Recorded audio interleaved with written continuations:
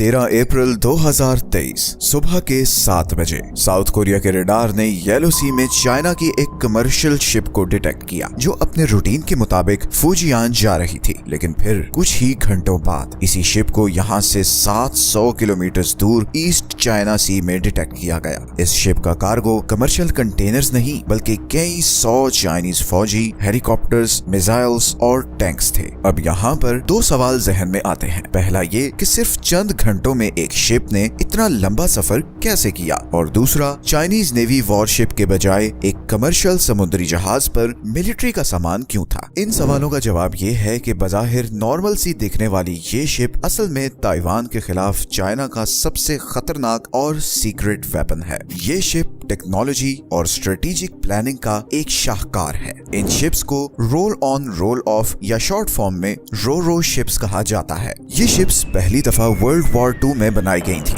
जब German army ने France को घेरे में ले लिया था और 4 लाख एलाइड फौजियों को इन्हीं शिप्स के जरिए बचाया गया था। इन शिप्स को रोल ऑन रोल ऑफ इसलिए कहा जाता है कि इनमें बहुत से रैम्प्स होते हैं जिसके जरिए बहुत ही तेजी से बहुत से मिलिट्री ट्रक्स और टैंक्स शिप के अंदर लोड हो सकते हैं और उन्हें कहीं भी उतारा जा सकता है। बहुत से कंट्रीज की नेवीज में रो शिप्स जरूर होती है, मगर किसी भी कंट्री की रो शिप की इतनी स्पीड और कैपेसिटी नहीं जितनी चाइनीज रो शिप की है। इसे बोहाई हैंगडा कहते हैं। इस एक चाइनीज शिप में 300 के करीब टैंक्स या ट्रक्स लोड हो सकते हैं और सिर्फ चंद घंटों में किसी भी साहिल या पोर्ट पर इन्हें ऑफलोड किया जा सकता है। तो ताइवान पर अटैक की सूरत में ये शिप बहुत ही इंपॉर्टेंट रोल प्ले कर सकती है। सबसे पहले तो क्योंकि देखने में ये बिल्कुल कमर्शियल शिप जैसी होती है, तो ताइवान की आर्मी एक कंफ्यूजन में रहेगी कि कहीं वो गलती से चाइना की किसी सिविलियन शिप को ना हिट कर दे। और दूसरा, ये शिप्स ताइवान के किसी भी किनारे पर सिर्फ चंद घंटों में चाइना के कई हजार फौजी, टैंक्स और इवन हेलीकॉप्टर्स उतार सकती है। तो एक तरफ चाइना की नेवी ताइवान को वेस्टर्न बॉर्डर पर एंगेज किए होगी और दूसरी तरफ इन रो शिप्स की मदद से चाइना ताइवान के अंदर घुसकर आसानी से उसका कंट्रोल ले सकेगा। लेकिन क्या ताइवान पर अटैक करना और उस पर कब्जा करना चाइना के लिए इतना ही आसान है?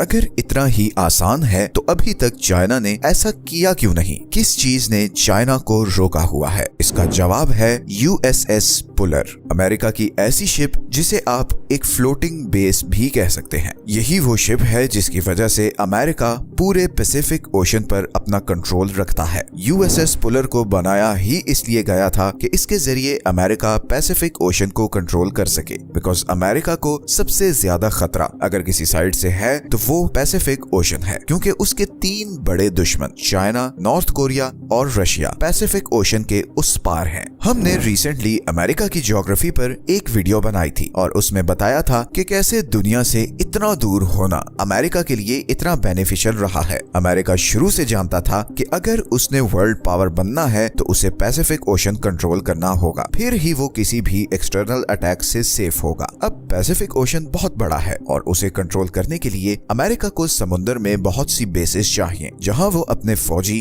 टैंक्स, मिसाइल सिस्टम्स और दूसरे मिलिट्री इक्विपमेंट्स लगा सके। एक वॉर के लिए जितना भी सामान चाहिए होता है उसे मिलिट्री लैंग्वेज में लॉजिस्टिक्स कहते हैं। लॉजिस्टिक्स ही किसी भी वॉर में हाउ और व्हेन डिफाइन करते हैं। मिलिट्री ऑपरेशन जितना बड़ा और दूर होगा उतने ही ज्यादा लॉजिस्टिक्स चाहिए होंगे। कोल्ड वॉर में जब US सोवियत टेंशन पीक पर थी तब अमेरिका ने किसी भी सोवियत अटैक से बचने के लिए यूरोप में इटली से लेकर जर्मनी तक इंटरकनेक्टेड बेसेस बनाए ताकि अगर सोवियत यूनियन की तरफ से अटैक हो तो अमेरिकन मिलिट्री इन लॉजिस्टिक्स के जरिए यूरोपियन आर्मी के साथ मिलकर सोवियत को पीछे धकेल सकें। कोल्ड वॉर के बाद वेस्टर्न साइड पर पैसिफिक ओशन ने यूरोप की जगह ले ली है। चाइना, नॉर्थ कोरिया और रशियन इन्फ्लुएंस को रोकने के लिए अमेरिका ने इधर जापान, साउथ कोरिया और फिलीपींस में मिलिट्री बेसेस बनाई हुई हैं। फिर इधर गुआम और हवाई में भी अमेरिका की मिलिट्री बेसेस हैं। लेकिन इन सब बेसेस के बीच बहुत डिस्टेंस है क्योंकि पैसिफिक ओशन बहुत बड़ा है और इस डिस्टेंस की वजह से अमेरिका के लिए ताइवान या साउथ कोरिया तक लॉजिस्टिक सपोर्ट पहुंच जाना बहुत मुश्किल है। इसी का तोड़ करने के लिए ये शिप्स बनाई गईं, जिन्हें ESB मतलब एक्सपेडिशनरी सी बेसिस या फ्लोटिंग बेसिस भी कहा जाता है। ESB कितनी पावरफुल और बड़ी होती होती हैं, इसका अंदाजा इससे लगाएं कि एक एयरक्राफ्ट कैरियर को अगर समुद्री एयरबेस कहा जाता है तो ESB को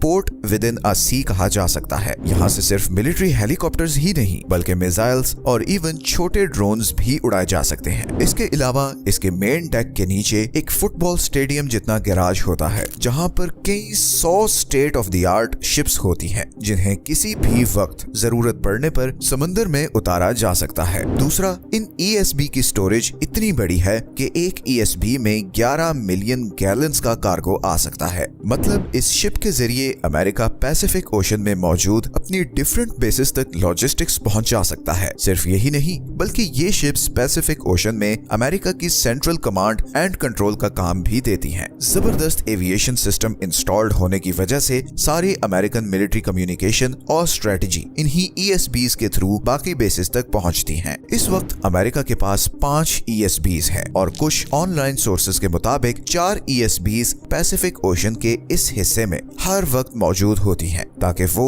ईस्टर्न एशिया में अपनी बेसिस और अपने दुश्मनों पर कड़ी नजर रख सकें। और इसीलिए चाइना के लिए ताइवान पर स्ट्रेट अवे अटैक करना और उस पर कब्जा करना इतना आसान नहीं। लेकिन सिर्फ ये ESBs ही नहीं बल्कि कुछ और बहुत ही इंटरेस्टिंग जियोपॉलिटिकल और जियोग्राफिक फैक्टर्स भी हैं, जिनकी वजह से चाइना के लिए ताइवान का कंट्रोल लेना इतना आसान नहीं। दुनिया की सबसे बड़ी आर्मी को एक छोटे से आइलैंड का कंट्रोल लेने से आखिर क्या चीज रोके हुए है? जाहिर है सिर्फ ये 4 ESBs तो दुनिया की सबसे बड़ी और एडवांस्ड आर्मी को नहीं रोक सकती। यकीनन कुछ और ऐसे फैक्टर्स भी हैं जिन्होंने चाइना ताइवान कॉन्फ्लिक्ट को इतना कॉम्प्लेक्स बनाया हुआ है। चाइना ताइवान पर अटैक क्यों नहीं कर रहा, इस पर हमने ये 2 वीडियोस बनाई हैं, जिसमें इस सारे इश्यू को जियोग्राफिकली और हिस्टोरिकली एक्सप्लेन किया है। ये 2 वीडियोस चाइना ताइवान कॉन्फ्लिक्ट पर आपकी सारी कंफ्यूजन दूर कर देंगी और आप इस पर भी क्लियर हो जाएंगे कि चाइना ताइवान वॉर कब या कैसे होगी।